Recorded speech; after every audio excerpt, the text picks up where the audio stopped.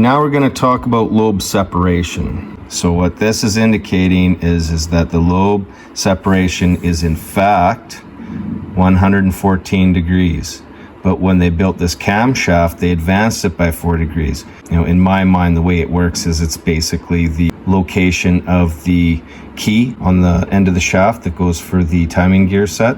So they would have clocked that so that you would have it advanced 4 degrees. The real value is 114, but when they built the camshaft, they put 4 degrees advance into it. So when you install it, it's going to be advanced by 4.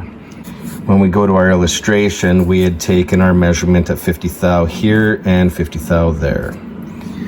When we did that, we got 3 degrees and 40 degrees. We've added our 3 plus our 180 plus our 40, which gave us our 223. We simply take that number and divide it by 2, and that's going to give us our lobe center line for the intake lobe only. And that value should be 111.5. And if we round that up, that's just going to be 112 degrees. We did the intake, and we got our 111.5 rounded up at 112, as I just described. And I went ahead and I took the measurements for the exhaust, and this was the numbers that we got. So we've got -6 plus 180 plus 53, and that's going to give us 227 divided by 2, which gives us 113.5. So we take the center line of the exhaust, the center line of the intake, and we add those together, and we're going to get 225, and we're going to divide that by 2, and then that's going to give us our 112.5. If we take a look at our cam card here, it says it's supposed to be installed at 110 degrees. As I've indicated earlier, that's not meaning that the camshaft is faulty or there's something wrong with it. The whole point to degreeing the camshaft is knowing how it's installed and what it's reading at as it's installed in the vehicle. And now you can make adjustments to put it back to this 110 degrees. The only way that we can adjust the camshaft is by having an adjustable gear on the camshaft. This timing set does not allow us to do that, so there's no way that we can change that. We would have to get an adjustable timing set for the camshaft, and then it would be able to adjust that 2 degrees back to the 110. We would go through all those motions again until we're satisfied with our math that it's installed correctly. I don't have one of these adjustable timing sets. They may be available out there. I do find that with the Dodge products, some of the aftermarket stuff is a little harder to come by. It should be out there somewhere. Just takes a little work and effort and a little bit of pocket change to buy it. Now what I have for a timing set is adjustable for the crankshaft. That's not going to do anything for your lobe separation angle, but it will advance or retard your timing set nonetheless. The provisions for my timing set has these markings on it. It'll have a diamond, a square, and a circle. Now I went and I took all the readings for all of those locations for comparison so we could take a look at it. Now, when it was at the diamond here, we were at 7 degrees before top center, and we were at 48 degrees after bottom center. And then when we went to our square, we were at 1 degree at top dead center, which is right on what it says for the cam card, and we were at 45 degrees after bottom center. And this one here is our closest one, where we're at 3 degrees before bottom center, and we're at 40.5 after bottom center. The lift remained the same all the way across at 0.339. Our duration seems to have changed slightly. So for this location, it was 235, and we divide that by 2. We're going to get our lobe separation angle for the intake valve at 117.5. This one here is at 226. We divide that by 2.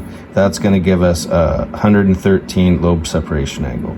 And as our installed one here, we had 223.5 divided by 2, and that's going to give us our 111.75 lobe separation angle. With the diamond here, it had opened at 57 degrees before bottom center, and it had closed at 10 degrees before top center. For the square, we had 48 degrees before bottom center and closing at 2 degrees before top center. And over here, our closest value, this was 53 degrees before bottom center and minus 6 degrees after top center. Again, referring to the cam card here, so we got 53 degrees and it says 51, so we're out by 2 on that. And it said minus 6 and we got minus 5, so we're out by 1 on that. Again, when we take a look here, our lift remains the same. So we had 0.345 across the board there. Duration values, pretty close, holding pretty steady in this case. So we had 227, we divide that by 2, so we got 113.5, and that's for our lobe center line for the exhaust lobe. And we have 226 divided by 2, got 113 degrees lobe center line. And for this one here, we've got 227 divided by 2, and we got 113.5 for our exhaust lobe center line. And in review, again, these were the values that we used over here. So this is where we got those numbers from. And minus 6 plus 180 plus 53 equals 227 divided by 2 equals 113.5. That's how we got that value. And that's where our value is right there. So with all this information here, a person could sit and think and decide where they want to install their timing set for advanced, retard, or straight up. And for me, I'm going to try and maintain those values on the camshaft as close as possible, and that's why I have these ones here, because they're as close as the ones that are on the cam card. This is our top dead center, which is our center line, which is dead center between those two lobe profiles, and that is represented by the 114 degrees. That is what that camshaft is, actually 114 degrees. Our installed center line means when they advance it by 10 degrees, it's basically right here. So basically, this is the real value, but when you're installing it, you're going to install it off of this dotted line here, which represents the 110 degrees. That's the advance. The reason it's advanced is because it's rotating clockwise and it's before our top dead center.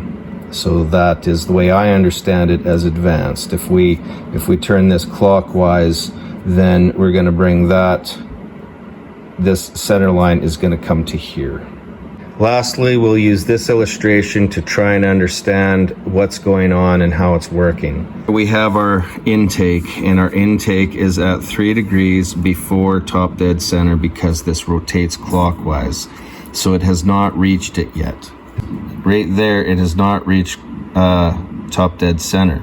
Once we turn the paper, once we start to rotate the paper clockwise, this is moving counterclockwise because it's the opposite. So that's how that's before top dead center. So in fact, if we take a look at this, this is how it's actually working. This is turning clockwise, but by it turning clockwise, our valve opens here. It's starting to open, it's open, maybe it reaches its top here, and now it starts to ramp down, and then right here is where it closes. So it's closing at our 40 degrees because it's after bottom dead center there. So we've swept around, we've came here, right? That was our 180 degrees, plus our 3 right there because we were before top dead center.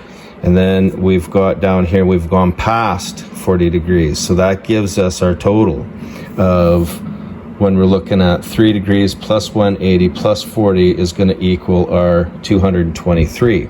The exhaust is opening 53 before bottom center because, again, when it's rotating clockwise, this is actually functioning counterclockwise. Hopefully that makes sense. So it's opening here before bottom center, and it again is going around, and then it closes up here. So this is where the -6 comes in. We've got 6 degrees. That's before top dead center. We haven't swept a whole 180 degrees. So if we go 0 and we go 180, that's our 180 degrees. We minus the 6 because we never got there yet. So we take 6 off of that, and then we take our 53 in here. That is how we're getting our -6 from our 180 plus our 53 equals our 227 divided by 2, and that gives us our center line for the exhaust. So now those are our cycles for our intake and exhaust valve.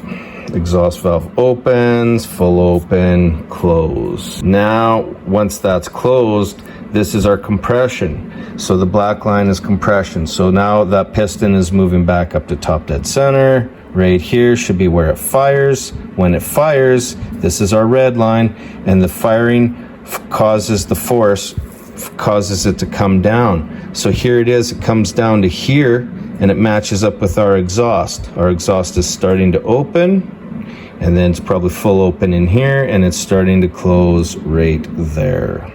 And then begins another cycle where the intake is opening.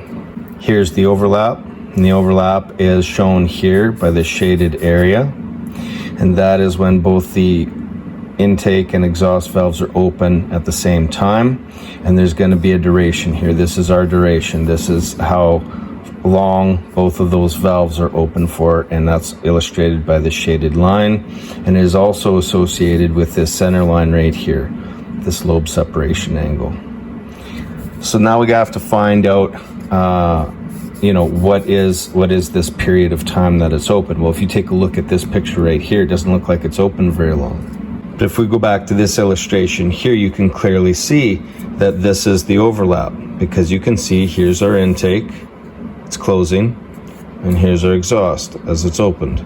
Open exhaust, closed intake. Here's our center lines for those lobes. This is the center line for the intake valve right here. That's representing the center line for the intake valve, and this is representing the center line for the exhaust valve.